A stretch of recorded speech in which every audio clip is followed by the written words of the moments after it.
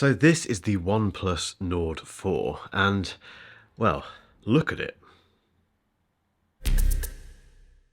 Okay, so by the time you watch this video, OnePlus will have launched the Nord 4, the Pad 2, the Nord Buds 3 Pro and the Watch 2R in Milan, which is very exciting, lots of stuff to talk about, but it's also fairly confusing because I'm going to that event tomorrow and you're in the future watching this after the event has happened, and for you it makes total sense, I'm sure, but for me it's a bit of a...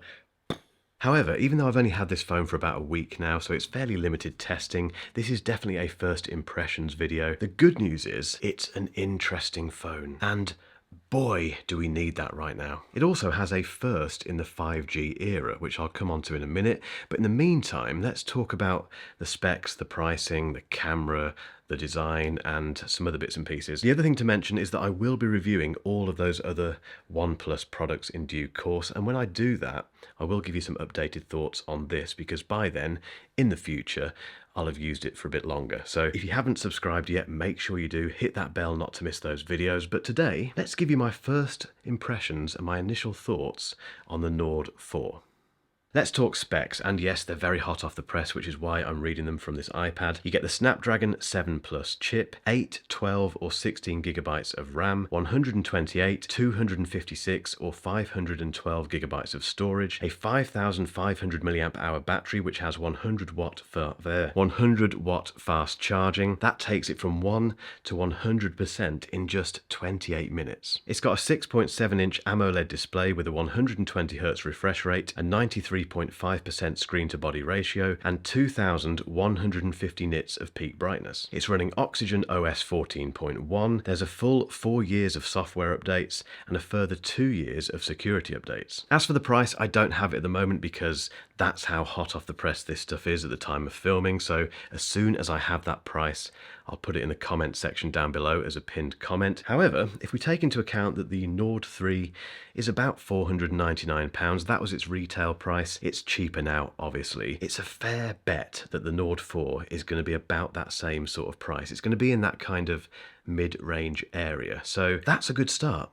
Let's talk about the design, and this is where the first thing comes in for the 5G era. This is a fully metal unibody design. There's no other phone like this at the moment. There's no plastic on this unibody. It is completely metal, and it feels and looks like it. However, OnePlus did have some issues with this, that there were some challenges they had to get through, which they've told us about. So the first thing was the antennas. If you use all metal unibodies on phones, it can play havoc with the phone, which actually reminds me of something. Wasn't there an iPhone which... So to get around this, they completely redesigned the inside of this phone, which I'm not going to show you because that would mean taking it apart, and then this isn't a jerry-rig everything video. Basically, the antenna in here is now a U-shape, which helps with the signal, basically. And I can confirm the signal on this phone is absolutely fine. And even better, that U-shaped antenna design and the combination of this unibody metal frame actually boosts the signal. Now, that's what OnePlus is telling us. I can't test that, that's impossible, but it's nice to know. If you're wondering, it does not feel like a heavy phone either. It's just as light as any phone I've used in this category. Beauty is in the eye of the beholder. I love the look of this phone. You may not love it. I'd love to know what you think in the comments. The only thing I would say is that it picks up smudges quite easily on this section here around the camera, which is a bit of a shame. The rest of it doesn't. It's refreshingly non-smudgy on this section here. It's a small gripe, to be honest. The silver version is called Mercurial Silver. There's also an Obsidian Midnight colour and an Oasis Green, which is a special colour which was made in response to the colour of the Nord LE. I haven't seen that one yet, but when I do in Milan, hopefully I will take a photo and put it on Instagram. So if you're not following me on Instagram, the link is down below. I think the thing that I like the most about this unibody design is that it feels very premium. Remember, this isn't a flagship OnePlus phone. It's a mid-range device, which normally means we get lots of plastic and they just feel a bit cheaper. This doesn't. This feels premium. It feels, dare I say it, flagship. This is the slider for silent ringtone and the vibrate mode, and it feels, oh, I could keep doing that. But everything else just feels very, very solid, and I've not done a drop test with it like I did with the Xperia 1 Mark 6. Do I do a drop test?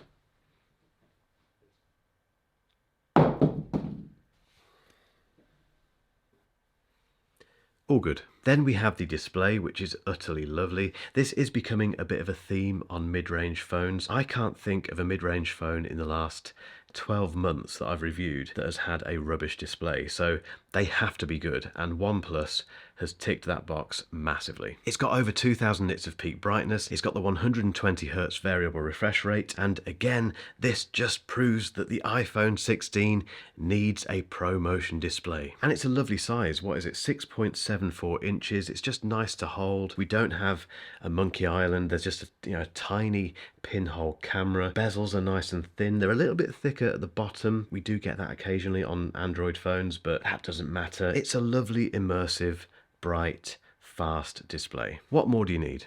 A very quick note on performance. So this is running the Snapdragon 7 Plus Gen 3 chip, which was launched earlier this year, and it's the Snapdragon for mid-range phones, and it's perfect for the Nord 4. And if you're new to this channel, I can confirm that I do not do benchmarks. I've got no interest in them whatsoever. I'd rather connect my teeth to the mains than sit there and wait for a number to be spat out that I don't understand. What I'm far more interested in is how these things perform on a day-to-day basis for normal everyday use based on the price you've paid. And the great thing these days is that these mid-range chips like the Snapdragon 7 Plus Gen 3 are flagship worthy when it comes to everyday use. Trust me, you will not get the Nord 4 out of the box and think it's sluggish or why does it keep crashing, because it won't. There is some AI stuff built into this phone which I haven't had time to play with yet, but just so you know, there's an AI audio summary which can quickly transcribe a long meeting. Then we have AI note summary which summarizes emails for you, AI text translate which, as you'd expect, translates text, and AI link boost which is designed to help you reconnect to your mobile network fast. But let's talk about the camera.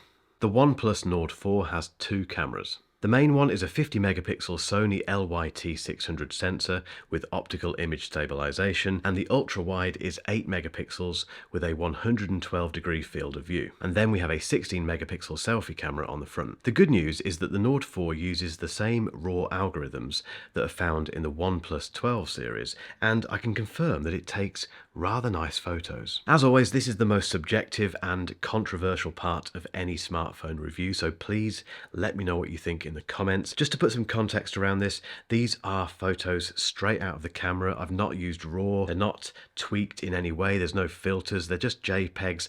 This is what you get when you press that shutter button. And I tested it in two different scenarios. The first one was at Goodwood. This is where most of these photos were taken, and it was a very challenging day actually in terms of photography because the sun was beaming down. It was really, really bright in places, lots of contrast, lots of very harsh light, and it's done a good job. The only thing that I will say is that I found myself using 2x more than anything else really. I just wanted to get a bit closer, and in fairness, this might come from my reliance of 5x on the S24 Ultra and the iPhone 15 Pro Max, but that's not a fair comparison because those are flagship phones with 5x optical zooms. This doesn't have that. This just has the 1, the 2, and the 0.6. But as a point and shoot, as a general camera to get some very nice shots, I think the Nord 4 is lovely. The other scenario that I used was the Sea Life Centre in Birmingham, and this is a very challenging shooting environment because it's very dark in there. There's lots of fast moving objects, or fish as you'd guess,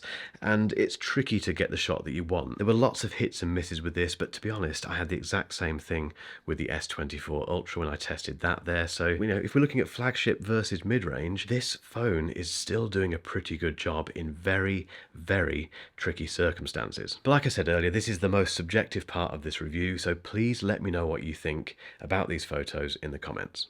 Okay, first impressions conclusion time for the Nord 4. There has to be something interesting. There has to be a design element or a feature or just something which sets it apart from the rest. And for the Nord 4, it's this unibody design. It's this all metal thing. It's just really nice and it makes it feel more expensive than it's going to be. And again, I will confirm whatever the price is in a pinned comment down below. The performance is flagship worthy on an everyday use case. The display is definitely flagship worthy, and the camera system as it is takes fantastic photos. So what more do you need? The battery is fantastic. I've not even spoken about that yet. It's a 2-day phone roughly when it comes to fairly consistent use. If you're leaving this on standby, it just goes on forever. So first impressions, very good indeed. And remember, I will be offering some further thoughts on this in my other OnePlus videos over the next few weeks. And if you've still got some time, hang around for another video that I think you'll find very, very interesting.